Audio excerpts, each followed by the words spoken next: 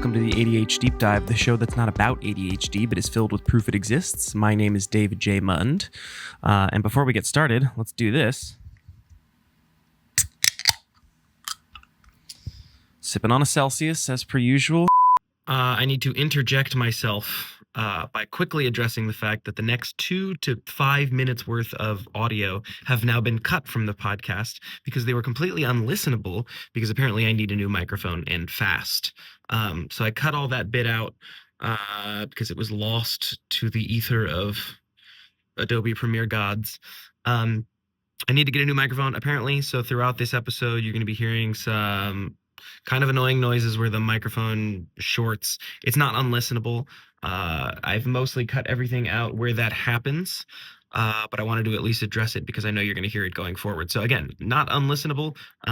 Good episode. I'd appreciate it if you stick around. I just apologize in advance for the fact that you're definitely going to hear that sound. Back to the episode. All right.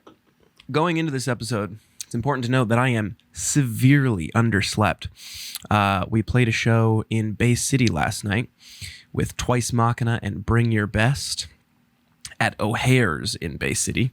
More on that later about the fact that it was an incredible show. But Bay City is about 3 hours from Grand Rapids. We don't go on until 10, and then the last band plays around 11, which means they don't get done until about midnight, which means then we schmooze for about an hour to 2 hours, do some like last minute merch sales and whatever, which were also very good last night, which again, we'll talk about in just a little bit. But then we drive home, and when I say we, I mean James ends up driving home because Kyle and I end up drinking at these shows. Not super heavily, but enough to definitely be drunk. And for a 3-hour passenger princess ride home will help sober us up. We're also chugging water by then, eating Taco Bell, filling our bellies full of things to soak up the alcohol, and then using the little potty to flush it from our system. Anyway, the main thing is I don't end up usually driving home from these shows. I just ride along. But we all stay awake, and we chat, and we talk about how the show went. But because, as you can see if you're watching the video version, I'm still dog sitting for Emma Sheridan. Basically, she had to get a dog sitter for Timber. I took my dogs to my house yesterday for my roommate to watch and let out. And then the dog sitter for Timber ends up watching him until late into the night. Gives him his final potty break, and then we get home from Bay City around 4:30 in the morning, unload all the stuff, so that's all the gear, all the merch, all the drums, all the guitars, all the amps, all the cabs. Excuse me. And then I had to, from there, drive 20 minutes to go pick up my dogs, scoop them up, and turn immediately back around and head back over to Emma's so that I could let her dog out in the morning. So I didn't even end up getting here until about 5 in the morning, maybe close to 5:30, where I let everybody out, gave them a little bit of food, hit the shower real fast because I was a stinky, sweaty boy, fell asleep at like 6, and then woke up around 10 to the sound of Judah vomiting, which was pretty sweet. So I am now, again, as I mentioned, severely underslept. Apologies for the groggy voice and the extra lack of focus. Again, what's my intro? The show that's not about ADHD, but is filled with proof it exists. But also, sleep deprivation fuels that. Hi, Timber. He's desperate for love right now. Oh, sneezy boy. Anyways, so what do we got? We got some notes here, stuff that I wanted to talk about. First and foremost, on the note of Midwest skies, I should probably get these dates out of the way soon, or now, and then I'll do it as a tag at the end as well. April 27th is going to be one of the biggest shows of the year for us. Bless you. My goodness. One of the biggest shows of the year for us, we are playing with Keep Flying and Save Ferris at the Pyramid Scheme, which I've mentioned multiple times on this podcast, is what was my, like... It's interesting how these boundaries and whatever, the goalposts change a little bit. But all I ever wanted to do when I was young and in a band growing up was play at the Pyramid Scheme. That was like my magnum opus. It's a really cool venue, large capacity. And I had told myself, like, if I play that room, I've made it. And this will be the third year that I've played it in a row. We just do it once a year. I would love to play more, obviously, if the demand were there. But we're very lucky to have been asked to be a part of this show. Save Ferris is definitely more of an old school ska band. So if you're not familiar with ska, there's going to be horns and lots of dancing and two-stepping. It's not really necessarily rock, but it is ska, punk, not in your like grunge punk. Listen, genres are ridiculous and they're not super necessary, but help you get an idea of what this sound is going to be. And then Keep Flying, which was rooted a little more in ska and punk adjacent stuff, because they do have a horn section, has really leaned into this, like, I don't know, they're creating a very unique sound. They are pop punk for sure. They just they rock. They rock. And they happen to have a couple horns in there. So it'll be nice because we're going to open the thing up. We are pop punk, emo kids. I say kids, dude. I'm fucking 30. They're in their mid to late 30s. I got to grow up. We're emo people. And then that'll transition nicely into the emo punk rock fusion with ska, which will then fuse right into a full-blown ska band. Anyways, so we're selling tickets for that show April 27th. Please, I say this often, I am literally begging you. I would love to pack that room.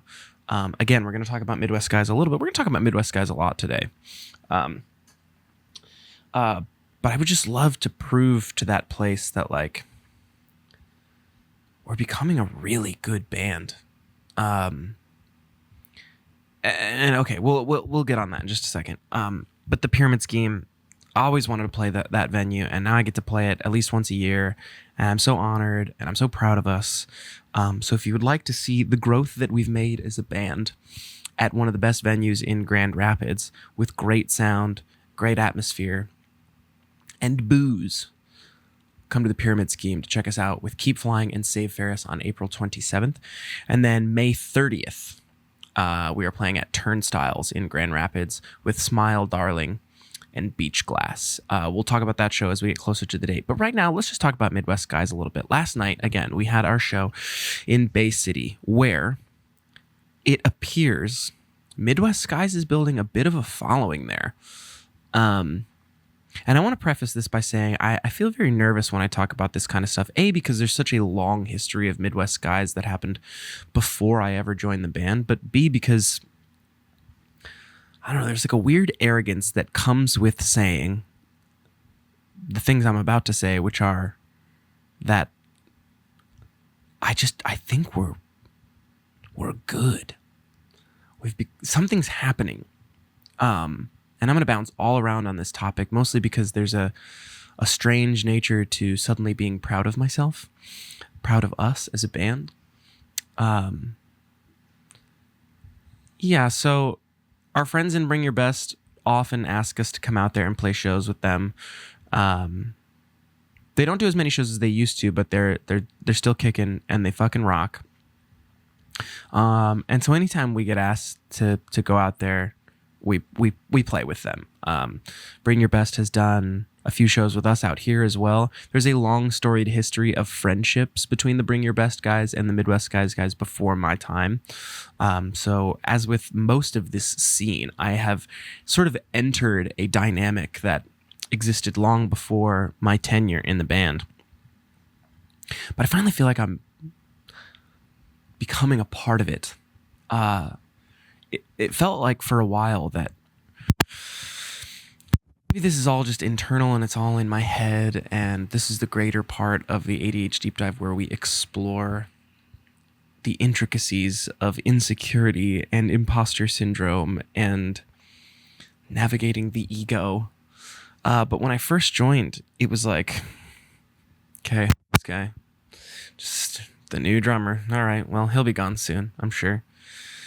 If you're familiar with the history of Midwest Skies, it's had a handful of lineup changes, lineup rollovers. James is the only member who was there from its inception to now. And so it's his baby, but there's been plenty of people who have rolled through this band. And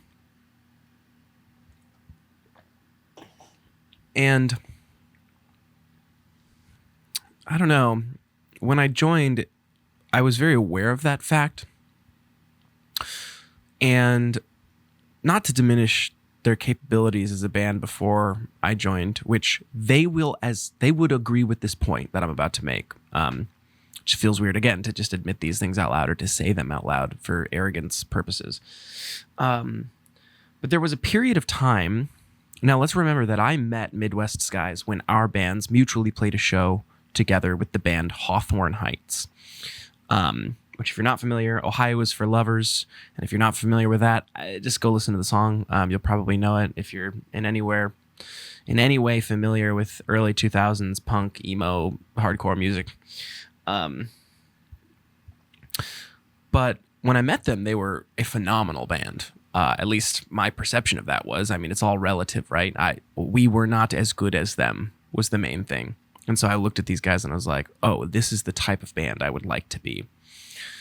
And then apparently, during the period of time when I was not in a band and when these lineup changes were happening with Midwest Skies, Midwest Skies had started to build a reputation, for better or for worse, as the like fun, jokey band, which came to shows, always put on an entertaining performance, but were not considered technically good. Always fun, always talented. But anyways, I'm just kind of parroting things that I've heard. I was not familiar with this era of Midwest Skies. I was a fan of Midwest Skies music before I joined. So I knew about the cool shit they made, not how they performed live. And so when I joined, I had sort of entered that dynamic. And, you know, it's important that if music is not your full-time career,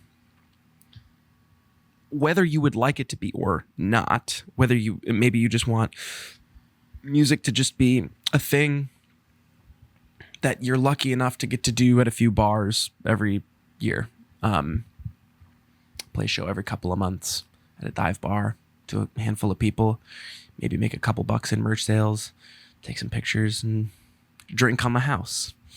But if you want to do that, it's important to set that as an intention. Because if you take music too seriously, when really all you want to do is just have fun, then the pressure will seep into the pores of the project. And you just have to set your intention with that. If you want to be a serious, considered a serious band with potential of becoming a national act, then that also needs to be an intention that is set, because that takes a lot of work, a lot of discipline, a lot of focus, hardship, a lot of stress, financially and physically. And again, that could cause burnout. So when I joined, I had entered a dynamic of a group of people who said, look, we're just the joke band, and that's fine. Like, we're going to have fun and we're going to be good when we're up there, but we're not going to we're not worried about being the next big thing. But I had taken so much time off of music and missed such an integral part of the musician experience. Like, I had never toured. I had only done a couple what would be considered not hometown shows. Never left the state of Michigan with music. And because I had this view in my mind of what Midwest Skies was when I adopted them, I had assumed that the natural trajectory, and this is naivety and whatever, but I had assumed that the natural trajectory of that type of band would be they are on the cusp of breaking through. And that appeared to be the case. And I was part of. I really was just more excited to have a music project. But because I came in with such naivety, there was some intention in my brain that was like, I know what you guys were seen as because I was a fan. And I also, therefore, feel like I recognize some sort of potential in this group, some potential in this project. And I would like to come into this group with pie in the sky ideas about what it would be like to take ourselves seriously. And then if that project fails or does not succeed in the way we had hoped or intended or expected or whatever, then so be it. Then we can go back to just being much more casual and lax with this. But I desperately wanted, for ego purposes primarily, unfortunately, but I don't know, I feel like a healthy amount of ego is okay in certain scenarios. Anyways, I knew what we could be. And so from the moment I joined, I desperately wanted to take ourselves seriously. Flash forward all these years later, where there have been fights in the band, there have been serious creative disagreements, there have been moments where one or two of us almost quit. On the other side of that, now that we are on the other side of that, we are closer than ever. We are more understanding than ever. We are more patient than ever. We are more collaborative than ever. And we're better than ever. And look, I don't know that I'm like, maybe this is just an in the moment recognition. And I don't know that I am chalking this up to manifestation. But there was some conversations when we put out Come Back For Me, which was like the return debut single of Midwest Skies. Significantly different than anything Midwest Skies had done. A little more into the shoegazy, bald rock style music. And then certainly Setback and Peach Rings were shoegazy. They weren't your typical. We leaned into a new style to try to experiment creatively. But when not just the music, but the intention that we want to become a better band that may potentially one day be considered serious. When you look at the arc, we're getting closer to that. And sure, it's never enough. Maybe we could have 1 million monthly streamers on Spotify and whatever. 1 million downloads a year on Apple Music and whatever. All these benchmark things that would deem us a successful band. Maybe in those moments I'll still go, we're almost there. We're almost being considered serious. We're almost good and worthy of love. But in this moment, I am clocking,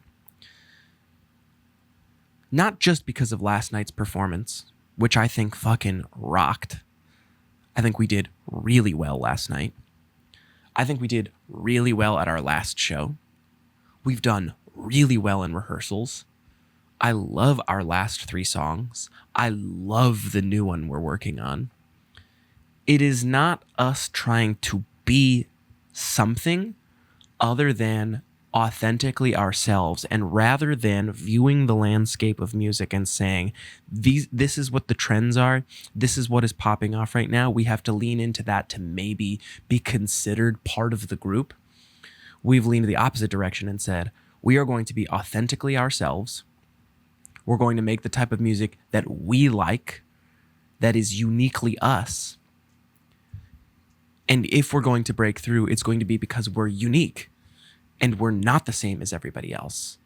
And that is not to diminish the abilities of everybody else. Obviously, what's trending right now is trending because it's what people want.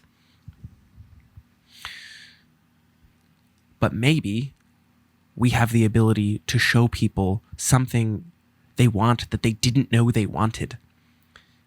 And I'm being proved over and over again that seems to be the case with us right now. When we show up at these shows, especially for people who have seen Midwest Skies as the jokey band in the past, we are exceeding expectations. And that is the bare minimum I can ask for. I just want to show up to a venue where people don't know what we will be, don't know how we will be, how good we might be, how bad we might be, how fun we might be, how boring we might be. And I just want to exceed their expectations. You know, maybe they don't come up to the merch table and buy a sweater. Maybe they don't follow us on social media. Maybe they don't stream our music every day. I just want to give people an experience when they walk out and they go, wow, that band was good.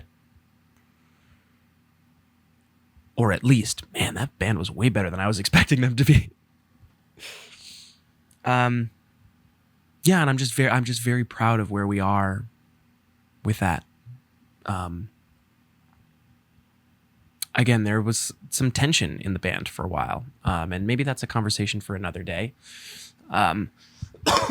Mostly because we're on the other side of it, but it doesn't just involve me.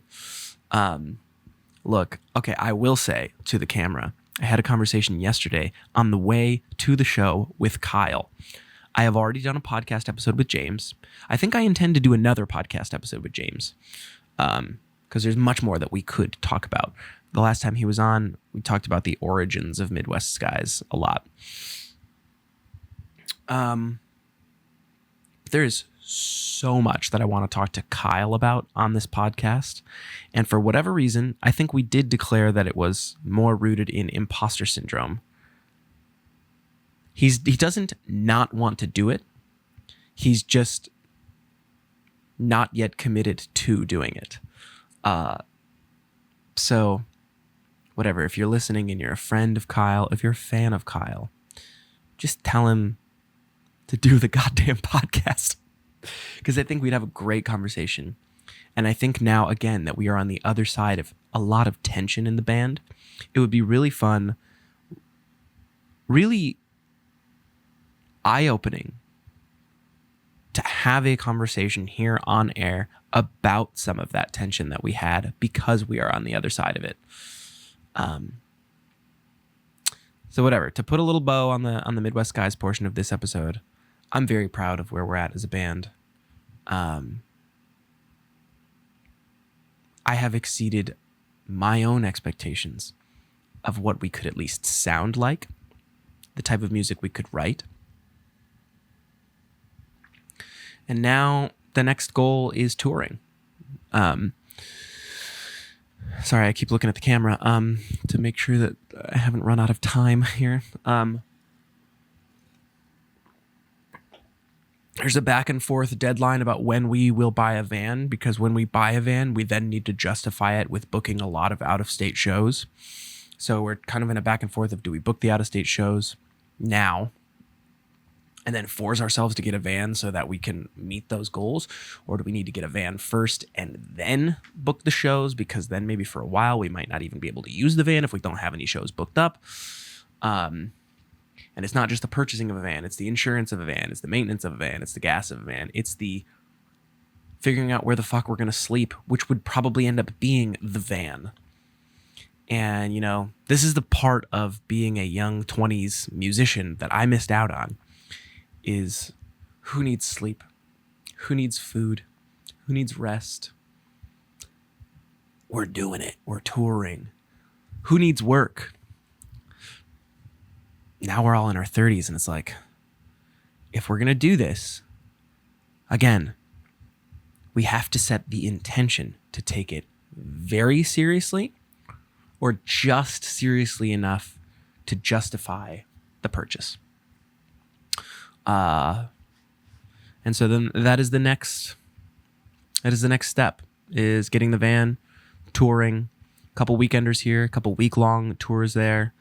I would like us to do at least 2 week-long tours a year, and then, at least 1 weekender a month out of state. I'm really excited for us to go back up to Bowling Green, or down to Bowling Green, Ohio. Apparently there's a decent following in the Philly area for Midwest guys. Pittsburgh, I think. I don't remember. The Nashville area. Apparently there's a decent Midwest guys following in Germany. Just not really here in Grand Rapids right now. I think we've exhausted all our options here in Grand Rapids. Everyone who wants to see us has seen us at this point. Obviously that's not true. We have a lot more faces or heads that we can turn. We have a lot more fans that we can make. We have a lot more people that we can convince we are a good band. But Midwest Guys has been around for so long at this point that it's like, we either need to start turning heads or going elsewhere and finding new faces, so that when that success starts snowballing, then we could bring it back to Grand Rapids and be like, see, we're not who we were. Please come see us. Ladies and gentlemen, this is not a punk house, it's a punk home. You can find this banner and others like it, as well as this Silly Goose on the Loose hat, these etched mirrors, these custom charm bracelets, and so much more by heading to Cat and Crew, that's KATANDCREW.com, and entering the promo code MONDAY, that's MUNDAY, for 10% off your first purchase. Katie and Andrew, one of the first supporters of this show, have made a 10% discount available for A.D.H.Deep-Dive listeners. See store for details, of course, but they've got so many cool punk home products, decor. You don't have to be a punk. That's okay. That's all right. Tattoos for your home, koozies, wall banners, a hot sauce. Oh my God, keep your eyes peeled for that. So again, if you want this is not a punk house, this is a punk home banner. If you want this Silly Goose on a Loose hat, if you want etched mirrors, if you want custom charm bracelets, so much more, go to Cat and Crew, KATANDCREW.com, enter the promo code MONDAY, that's MUNDAY, for 10% off your first purchase. Thank you very much to Katie and Andrew for sponsoring the show. Let's get back to the podcast. All right, 2 more little points of conversation here about the creative process. Which again, just one more note, and I'll say this again at the end. April 27th, Pyramid Scheme. Grand Rapids. Midwest Guys, keep flying, save Ferris. Please hit me up. I've got tickets. We're trying to sell as many as we can to prove to them that we can sell tickets at a local venue for a national act. And I'm telling you, Keep Flying is so good, man.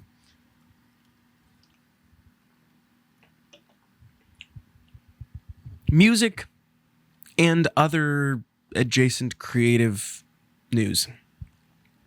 I talked a few episodes ago with Spencer Ziegler about his upcoming project, Concave Notions. Metal, the hardcore project, about to debut on, I believe, the 24th of April. Their debut single, Panic Bleed. I shot the music video for that, directed the music video for that, featuring Emma Sheridan. Put out a handful of teasers there, so check out Concave Notions on social media.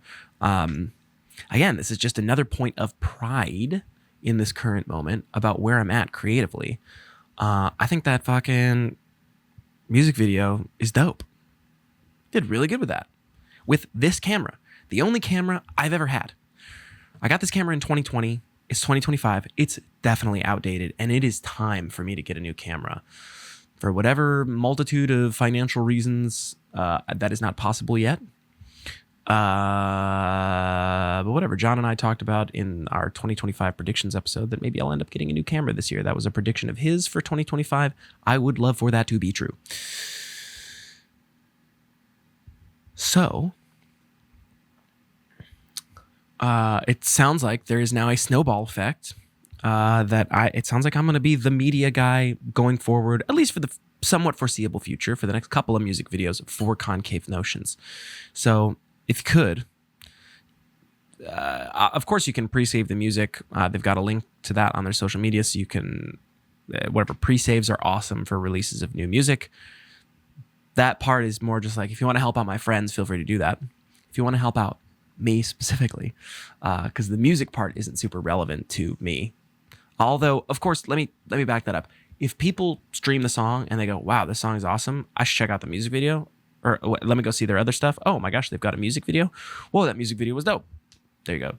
Ergo, David gets his ego boosted. But technically, the music isn't as relevant to me as much as the video portion. And I'm really proud again of what we've come up with. I've got a bunch of ideas for the next video that I'm really excited to pitch to them. We've got like a pitch meeting soon in the next week or so. And then at that point, we're going to be scheduling when we're going to do it.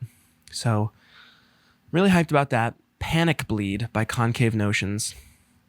Check it out. It's going to be out on the 24th, the music video. There's plenty of teasers out now, so you can kind of see the video. Beyond that, today, I'm just sitting around, recovering. I'm not hungover. I'm just exhausted. But I've also got this corporate project that I'm working on, which is really interesting to me whenever I get like corporate clients, because while they are certainly interested in creating, they are not really concerned about the creative process or the artistry of the creative process. Right now, I'm editing a bunch of footage for this corporation that was shot by like Instagram influencers. And it's a strange dichotomy of like, yes, sweet, this is going to be good money, and I'm being validated as an editor and a creative person. But this is not what I would consider high concept art. It's nothing visually that I'm like proud of or anything like that, because I didn't even shoot it. I'm just editing, which is good. This is like the day job portion of what I would like to be doing. Like, I can't always be creating. I can't always be out shooting music videos or making music or writing short films or whatever. There is a work portion of that, and a lot of the income is great that it can come from editing stuff that other people have already shot, because then you do the work from home, sit down, edit, that funds the creative process. It's just weird that like the corporation that I get contracted by to do these projects with give me more money than I've ever gotten for creative projects. And then when I get them, I'm like, this is what you want? This is what you're paying me a good amount of money to do, which no complaints. It's good money. I'll take it. I'm editing influencer content. It's just the future of creativity, I guess. What else, guys? My goodness. We could talk about tariffs. Let's not, though. Let's not do that. That'll come up another time. We did a politics episode a couple months ago. I'll try to make those quarterly reports. Beyond that, I know I've talked about it for a while now, and I'm getting certainly closer to actually doing it. Patreon exclusive content. I've talked to you about how coming up soon, I'm going to start doing film and television reviews as well as album reviews. Because it'd be nice to have some Patreon content for people who would like to subscribe to the Patreon and get more out of this show, more out of my brain. But B, because it will reinvigorate the love I have for film and television. I'll get to watch more movies. I'll get to watch more TV, and not just for the like consumption of it part, but also like the breakdowns about cinematography and writing and lighting and editing and acting and directing and creative decisions and, So the only hang up right now is I'm wondering how I want to format this. And this is just me thinking out loud. Do I start by going, okay, because let me straight up, one of these days, I'm going to do an episode probably about Interstellar. We will probably start with Interstellar because it is my favorite film of all time. Do I do the Patreon episode about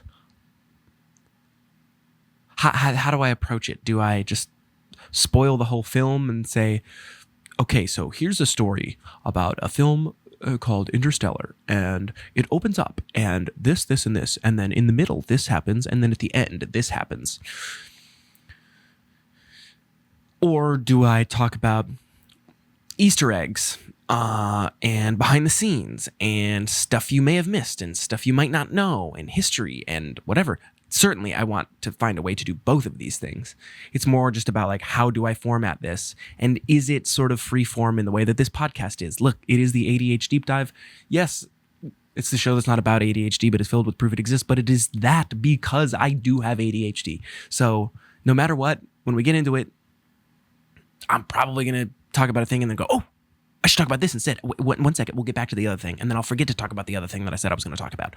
However, there's a format I would like to build into that before asking for your dollars. I'm already asking for your dollars. So if you would like to become a member of the Patreon, go over to patreon.com/DavidJMund, where we will soon be doing film and television reviews as well as album reviews with musicians.